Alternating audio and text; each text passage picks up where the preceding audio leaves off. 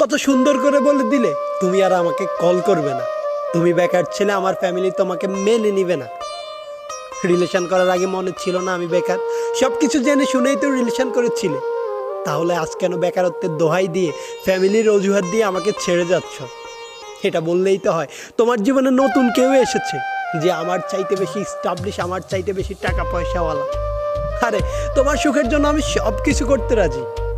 সেটা যদি হয় তোমাকে ছেড়ে দেওয়া, তাহলে আমার বিন্দু মাত্র আপত্তি নেই। তুমি সুখে থাকো, এটা সবসময় আমি কামনা করি। তবে একটা কথা কি জানো, বেকার ছেলেটা প্রতিনিয়ত বেকার থাকে না, কোনো না কোনো একদিন হয়তো সেও স্টাবলিশ হয়, তারও টাকা পয়সা হয়। আজ বেকারত্বের দোহাই দিয়ে আমাকে ছেড়ে যাচ্ছ। আমি তোমাকে ভিক্ষা চাইবো না, কারণ আমি ভিক্ষা চাইলেও আজ তোমাকে পাবো না। ওই যে আমি বেকার, আমি তোমাকে সুখে রাখতে পারবো না, এটা তো বলেই দিলে।